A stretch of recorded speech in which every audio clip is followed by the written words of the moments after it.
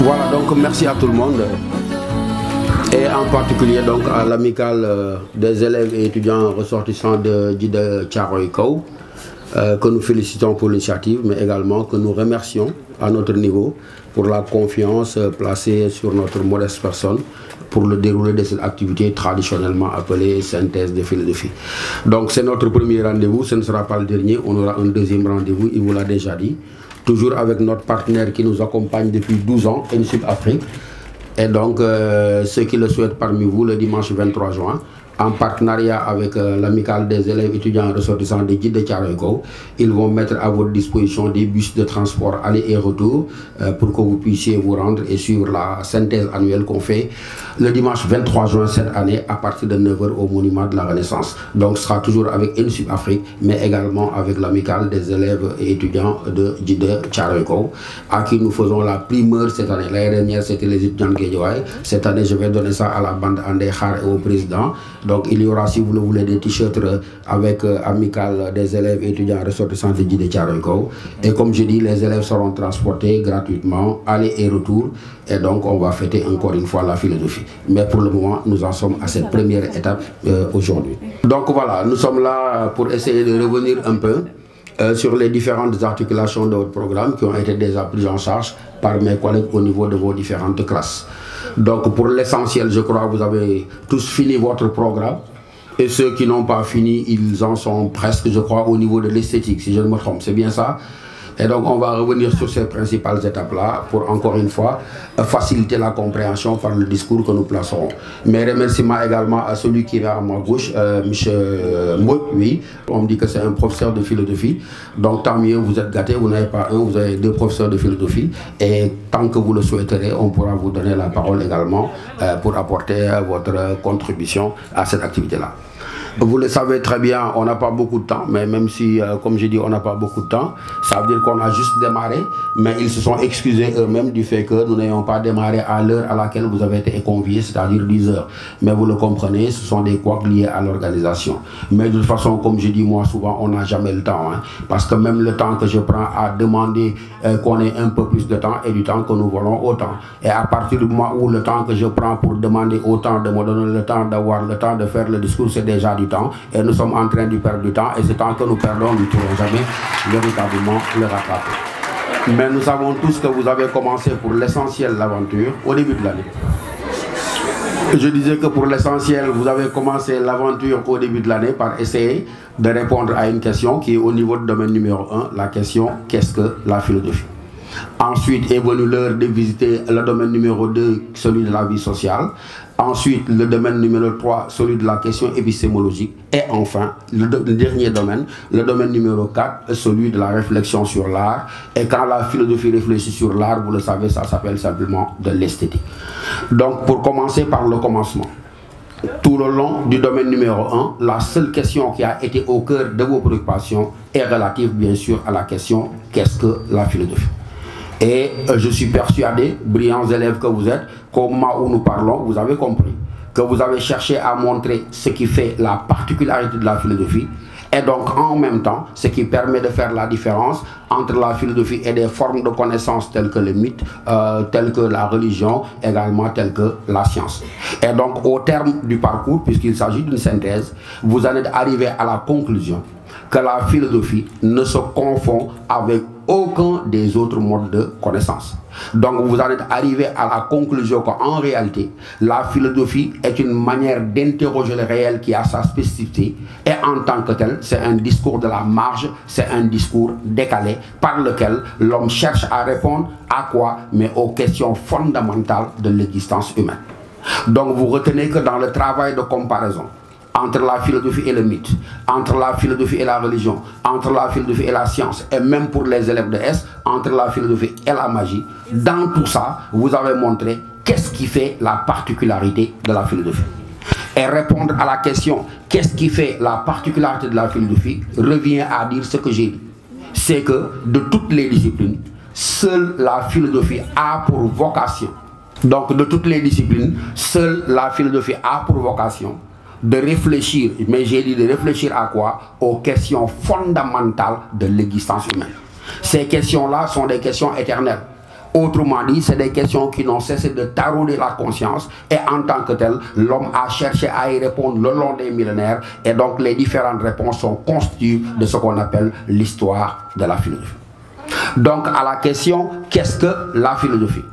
Je n'insiste pas, je disais, parce que vous êtes tous parvenus à une réponse, laquelle?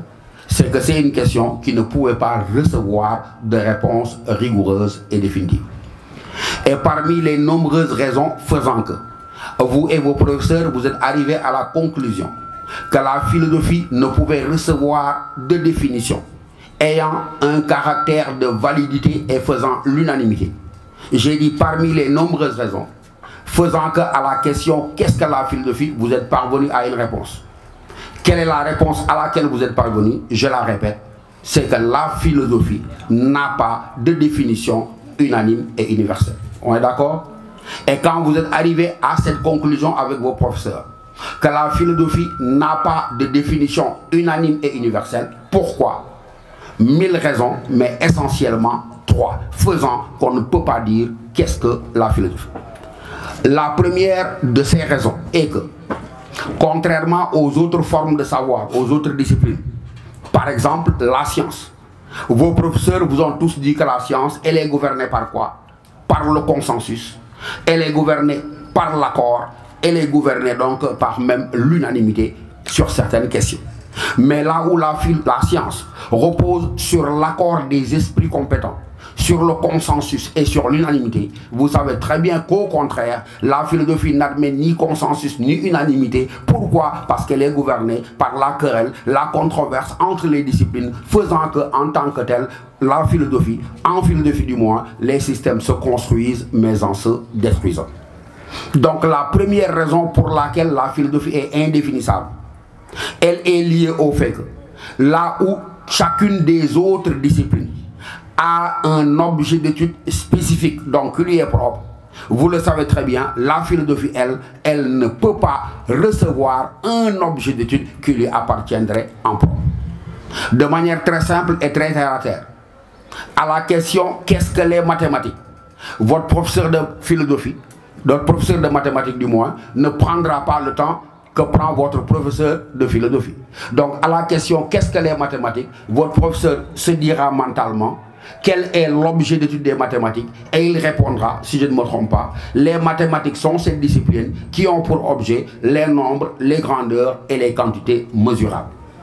Et quand il aura dit quel est l'objet d'étude des mathématiques, et quand il aura répondu les mathématiques sont cette discipline qui ont pour objet d'étude les nombres, les grandeurs et les quantités mesurables, il aura défini, il aura dit où commence, il aura dit où s'arrêtent les mathématiques. De la même manière, à la question qu'est-ce que l'histoire, le professeur d'histoire également ne perdra pas entre guillemets le temps que prend votre professeur de philosophie. Il dira quel est l'objet d'étude de l'histoire. Et si je n'ai pas oublié mes leçons de l'école primaire, il dira, je crois, l'histoire est cette discipline qui a pour objet d'étude le passé des hommes. Et quand il aura dit de l'histoire, quelle est cette discipline qui a pour objet d'étude le passé des hommes, il aura borné, clôturé, délimité, dit où commence et où s'arrête l'histoire. Mais vous êtes d'accord avec moi que le raisonnement que nous venons de faire n'est pas conductible dans ce qui concerne la philosophie. Parce que là où le prof de maths dit quel est l'objet d'étude des mathématiques, là où l'historien dit quel est l'objet d'étude de l'histoire, mais vous savez très bien que lorsque vous poseriez la question quel est l'objet d'étude de la philosophie, vous verriez que vous êtes dans l'impossibilité de dire voilà ce qui est constitutif de l'objet d'étude de la philosophie. Ma fille qui est en face de moi, si je lui disais quel est l'objet d'étude de la philosophie, elle pourrait me répondre en me disant la philosophie est une réflexion sur la vie. Sa voisine pourrait dire c'est une réflexion sur la mort, que toutes les deux réponses seraient bonnes. Ça veut dire quoi? Que la première raison pour laquelle la philosophie est indéfinissable, la première raison pour laquelle on ne peut pas répondre de manière exhaustive à la question qu'est-ce que la philosophie, c'est que donc, contrairement à l'histoire, à la géographie, à la biologie, donc contrairement aux autres disciplines, la philosophie, elle n'est pas un, mais elle a plusieurs et elle a même une infinité d'objets. Et à partir du moment où la philosophie est un discours total, j'entends par discours total le fait que la philosophie est une tentative de compréhension. De quoi? De tous les aspects. de toutes les dimensions et de toutes les manifestations de l'existence humaine. Nous sommes là ensemble réunis, qu'est-ce que le travail? Quelqu'un en vient au monde, qu'est-ce que la vie? Quelqu'un en sort, qu'est-ce que la mort? Qu'est-ce que la paix? Qu'est-ce que la liberté? Qu'est-ce que l'amour? Qu'est-ce que le destin? Bref, la philosophie, la première raison pour laquelle elle est indéfinissable, c'est qu'elle n'a pas un, mais elle a plusieurs, elle a une infinité d'objectifs, faisant qu'on ne peut pas dire où est-ce qu'elle commence, ou on ne peut pas dire où est-ce qu'elle s'arrête. À cette première raison, liée donc à l'absence d'objet d'étude propre et spécifique, s'y ajoute une deuxième raison, que nous allons chercher chez le philosophe de l'Aufklärung, le philosophe du siècle des Lumières, Emmanuel Kant. C'est un philosophe français, Gilles Deleuze, qui raconte que le philosophe allemand Emmanuel Kant, au bout de 2 ou 3 mois d'enseignement de philosophie, un matin, un étudiant l'interpella pour lui dire « Professeur, ça fait bien longtemps que nous parlons de philosophie, mais il y a une question à laquelle on n'a pas répondu. » Et Kant demande à l'étudiant « Quelle est cette question à laquelle on n'aurait pas répondu ?» L'étudiant dit « La question, qu'est-ce que la philosophie ?» C'est Gilles Deleuze qui dit que Kant, entre guillemets, bondit de son siège de professeur pour lui dire « Mais comment tu peux me demander qu'est-ce que la philosophie? Où est la philosophie? La philosophie, elle n'existe pas. » Et lorsque Emmanuel Kant lui dit « Comment tu peux me demander qu'est-ce que la philosophie? La philosophie, elle n'existe pas. » C'était une manière de dire au garçon qu'en réalité, je ne peux pas dire qu'est-ce que la philosophie, parce que dans la réalité, la philosophie ne se conjugue pas au singulier, mais elle se conjugue au pluriel. Ou en termes simples, il n'y a pas une philosophie, mais des philosophies. Et à partir du moment où il n'y a pas une, mais plusieurs philosophies, nous n'aurons pas une définition, mais bien évidemment plusieurs tentatives de définition de la philosophie. À ces deux premières raisons, je rappelle, l'absence d'objectifs propres, la pluralité des systèmes, Emmanuel Kant lui-même ajoute une troisième et dernière raison, faisant toujours qu'on ne peut pas définir la philosophie.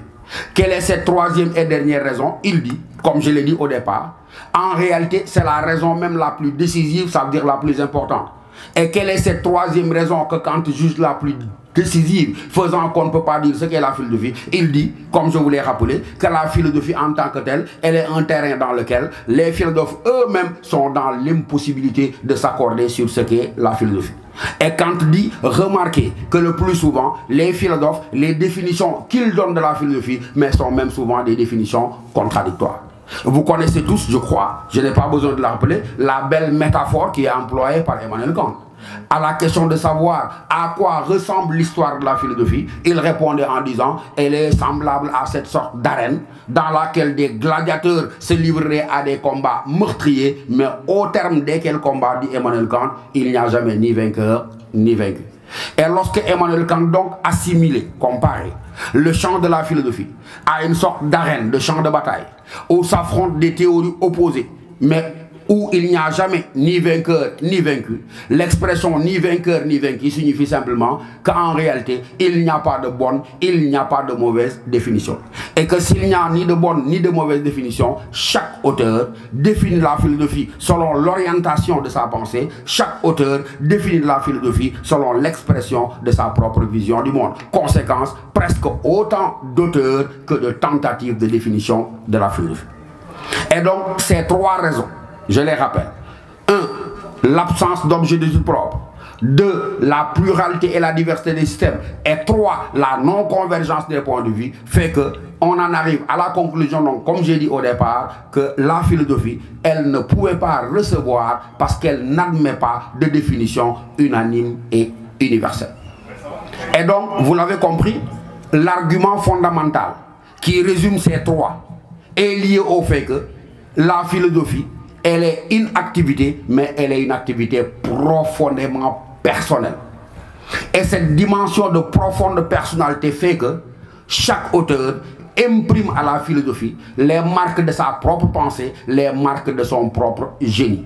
Et c'est pourquoi l'histoire de la philosophie va fourmiller de 1000 définitions, mais j'ai dit pour l'essentiel, ces définitions seront rigoureusement contradictoires entre elles-mêmes.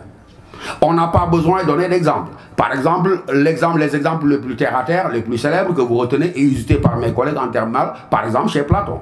Vous le savez très bien, à la question qu'est-ce que philosopher, si je tendais le micro à n'importe lequel d'entre vous, chez Platon, qu'est-ce que philosopher, il répondrait bel et bien que la philosophie ou l'activité philosophique est un apprentissage de la mort. Vous vous en souvenez? Mais lorsque Platon disait que philosopher c'est apprendre à mourir, ben cette définition-là, est-ce qu'elle fera l'unanimité? Malgré un succès de plusieurs millénaires, cette définition de Platon, selon laquelle philosopher c'est apprendre à mourir, ben vous le savez très bien, elle sera vigoureusement rejetée et critiquée dans le champ de la philosophie. Je pense à qui? Au contradicteur principal de Platon, c'est-à-dire Nietzsche. Donc là où Platon dit le philosophe, c'est quelqu'un qui tourne le dos au plaisir du corps, c'est quelqu'un qui méprise les bonheurs de ce monde pour vivre dans la méditation, dans la pensée et dans la réflexion, et que donc quand Platon dit philosopher c'est apprendre à mourir, vous l'avez compris, c'est tuer le corps. Tuer le corps, ça veut dire quoi? Avoir une attitude de rejet, de mépris à l'égard du corps et des plaisirs de ce monde-là, comme j'ai dit, pour s'élever par le biais de son âme vers la méditation et vers la réflexion. Vous posez la même question à Nietzsche. Qu'est-ce que philosopher? Il vous dira, mais Platon c'est le plus grand menteur de l'histoire des idées. Platon est un marabout ou un prêtre perdu dans l'histoire de la philosophie. Quelle est cette histoire de dire que la philosophie, philosopher c'est tourner le dos, c'est mépriser les plaisirs du monde et du corps? Nietzsche dit au contraire, philosopher ce n'est pas tourner le dos au monde, ce n'est pas tuer le corps, mais Nietzsche dit philosopher, j'ouvre les guillemets, c'est adorer inconditionnellement la vie. Quel rapport y a-t-il entre ces deux définitions, mes amis? Un, celle de Platon disant le philosophe il tourne le dos à la vie, il oublie son corps, oublie les plaisirs liés à ce corps et à ce monde pour vivre dans la méditation. Nietzsche disant au contraire, le philosophe il mord dans la vie à pleines dents, il célèbre la vie dans toutes ses manifestations. Quelle est la bonne, quelle est la mauvaise définition? Nous avons déjà répondu avec Kant qu'il n'y a pas de bonne, qu'il n'y a pas de mauvaise, mais vous voyez que ces définitions sont absolument contradictoires. Et tout cela, j'ai dit, manifeste quoi? L'aspect de profonde personnalité de la philosophie. Et cette dimension de profonde personnalité de la philosophie, j'ai dit, j'espère que vous me suivez, qui est au fond la raison principale pour laquelle la philosophie n'est pas définissable. Si je devais en trouver une illustration du caractère profondément personnel de la philosophie, on ne serait resté simplement chez Nietzsche. Rappelez-vous Nietzsche, à la fin d'une de ses conférences, un garçon est tellement émerveillé, séduit par le discours de Nietzsche qu'il se met à courir derrière lui en lui disant mais arrête-toi, je veux que tu sois mon maître et que je sois ton disciple et je veux surtout que tu me montres le chemin pour bien philosopher. Quand le garçon lui dit je veux que tu sois mon maître, que je sois ton disciple et que surtout tu me montres le chemin pour bien philosopher, Nietzsche s'arrête en le regardant et lui dit mais tu m'as trahi parce que moi je te prenais pour l'un de mes plus brillants étudiants, mais quand tu me demandes d'être ton maître, que tu sois mon disciple et quand tu me demandes surtout de te montrer le chemin pour bien philosopher, c'est que tu n'as absolument rien compris à mon enseignement. Nietzsche lui dit jeune homme, dès le départ moi je t'ai dit que je suis philosophe et en tant que philosophe j'écris avec mon sang, S-A-N-G, et Nietzsche dit ceux qui écrivent avec leur sang ils ne peuvent pas, ils ne doivent même pas être imités. Et je t'ai dit la première leçon que je t'ai enseignée, elle a consisté à montrer quoi? Que ce n'est jamais rendre service à son maître que de continuer à être éternellement son disciple. Donc jeune homme, retiens que tu ne deviendras jamais philosophe en répétant après moi ce que j'ai dit et écrit. Et Nietzsche dit surtout, le plus grand service que tu pourras me rendre, ce n'est pas donc de me répéter, mais le plus grand service que tu me rendras, c'est de me tuer. Mais quand Nietzsche dit, le plus grand service que tu me rendras, c'est de me tuer, ça veut dire quoi? C'est de me contester. Quand tu m'auras contesté, tu m'auras détruit. Quand tu m'auras détruit, tu m'auras tué. Mais quand tu m'auras tué, je vais renaître en toi. Et quand je renais en toi, c'est sous la forme du bâtisseur de ta propre pensée. Nietzsche lui dit, tu veux que je te montre le chemin pour bien philosopher? Écoute jeune homme, ce que je vais te dire, en philosophie, il n'y a pas de chemin, il n'y a que ton chemin et c'est à toi de l'inventer. Fin de citation. Vous l'avez compris, quand Nietzsche finit par dire au garçon, en philosophie, il n'y a pas de chemin, il n'y a que ton chemin et c'est à toi de l'inventer, c'était une façon de dire quoi? Que la philosophie, elle est l'affaire personnelle du philosophe. Et donc, au terme de cette première étape, nous avons montré que la philosophie, elle ne peut pas recevoir définition unanime et universelle parce qu'au fond, elle est une activité, mais une activité profondément personnelle. Deuxième étape, en suivant le conseil de Socrate, qui nous dit, si vous êtes dans l'impossibilité de dire ce qu'est la philosophie, contentez-vous de dire ce qu'elle n'est pas. Et quand vous aurez dit ce qu'elle n'est pas, vous aurez avoir une idée de ce qu'elle peut bien être. Et donc, dire ce que n'est pas la philosophie, vous l'avez réglé. Je crois, vers octobre, novembre, disons, même au plus tard décembre.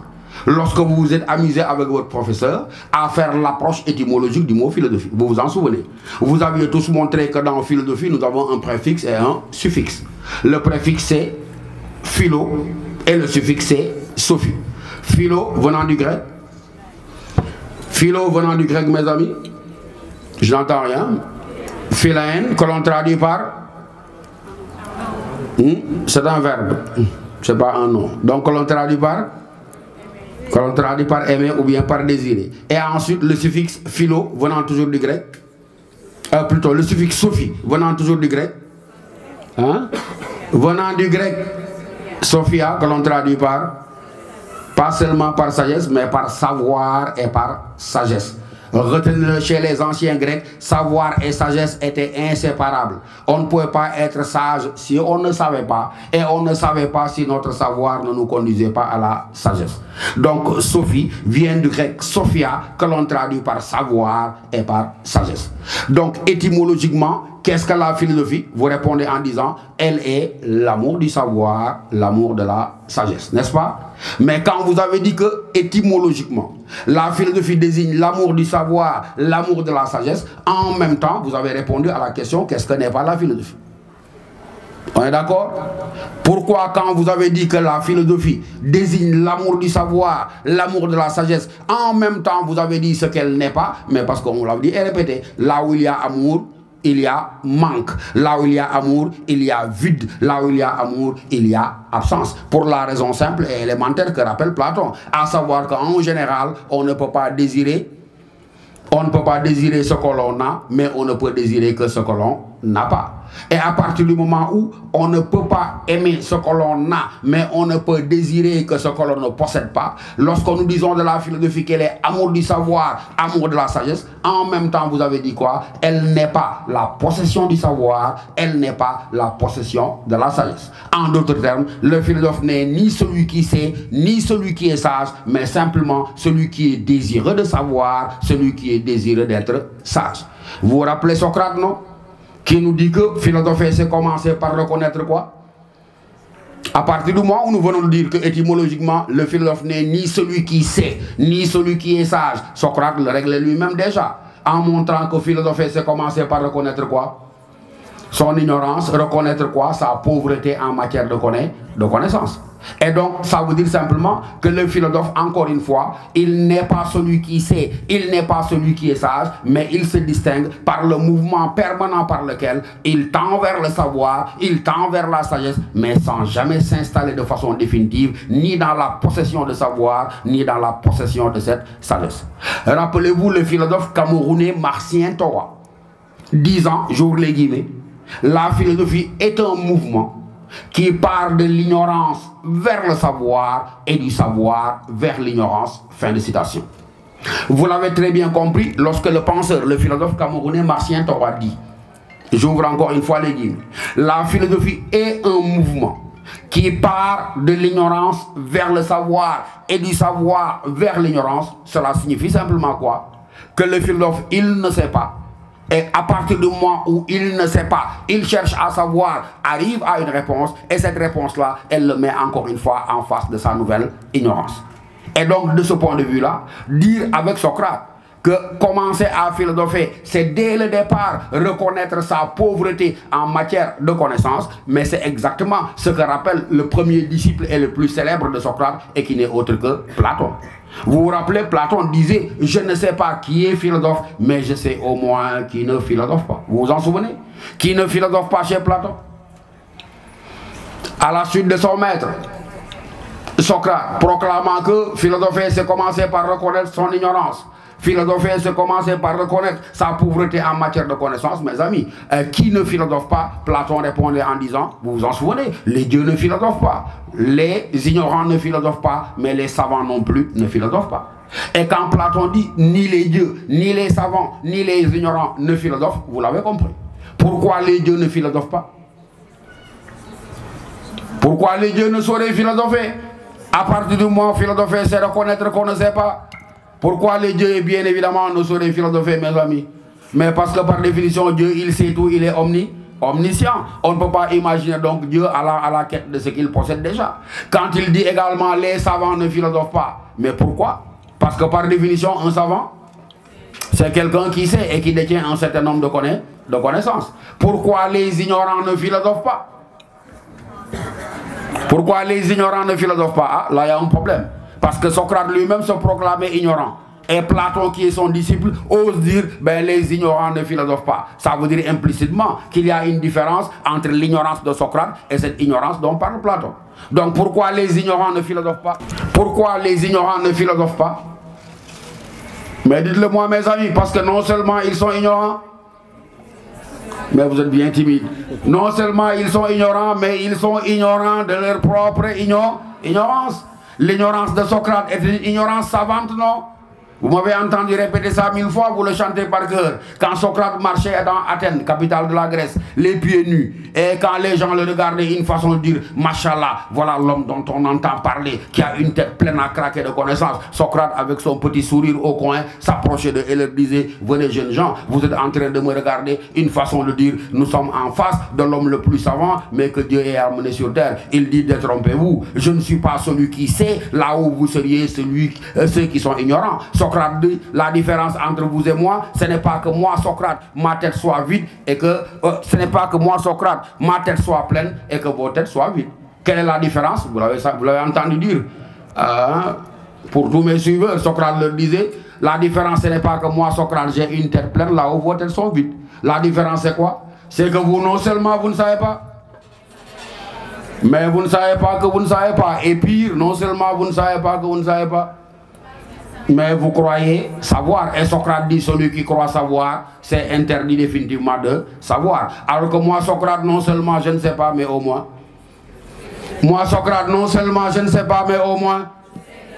Et celui qui sait qu'il ne sait pas, hein? Celui qui sait qu'il ne sait pas, ben, il s'est rendu disponible pour aller à la quête de quoi? À la quête du savoir et à la quête de la sagesse.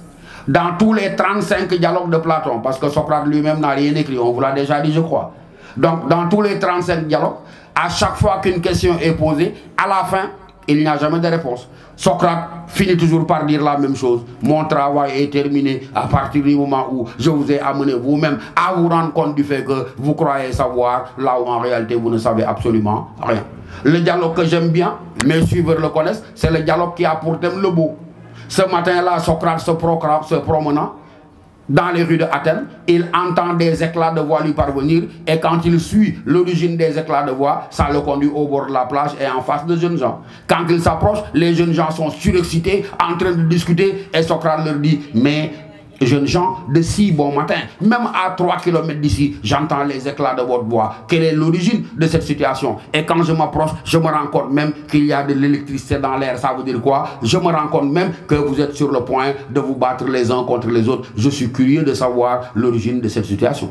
Mais naturellement, quand une personne d'un certain âge s'approche et veut se mêler de la conversation de jeunes gens, ils sont un peu gênés. Mais quand Socrate insiste, celui qui est le plus familier, qui s'appelle Hippias, dans le groupe de jeunes gens, lui dit, Socrate, est-ce que tu vois cette jeune fille là-bas? Socrate dit oui, en effet. De l'autre côté du fleuve, je vois une jeune fille en train de traverser. Et qu'en est-il de cette jeune fille? Lui demande Socrate. Le garçon, en se grattant la tête, comme vous l'auriez fait, lui dit, mais Socrate, elle venait de passer devant nous, quoi. Certains prétendaient qu'elle était très belle, là où au contraire d'autres prétendaient qu'elle était absolument laide. Et c'est ainsi que ça a dégénéré pour donner la situation qui s'offre à vos yeux. Socrate, vos professeurs vous ont parlé, ben il va éclater de rire en leur disant, mais ce matin, je suis l'homme le plus gâté, l'homme le plus heureux au monde. Et ces garçons lui disent, mais en quoi êtes-vous l'homme le plus heureux au monde? Il dit, j'ai en face de moi des jeunes gens prêts à se battre, rien que sur la question de savoir, la fille elle est laide, est-ce qu'elle est belle? Reconnaissez que je suis très gâté.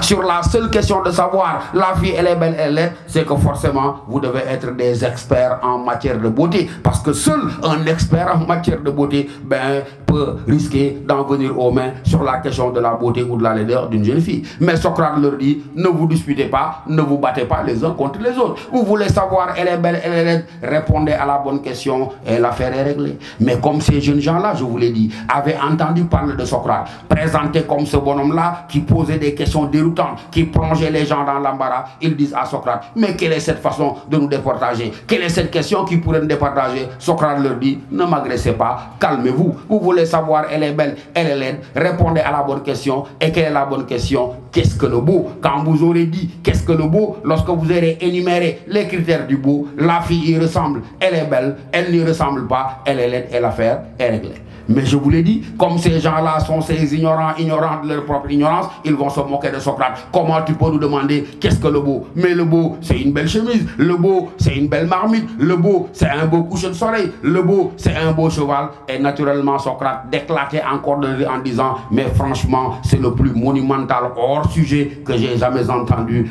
de toute ma carrière.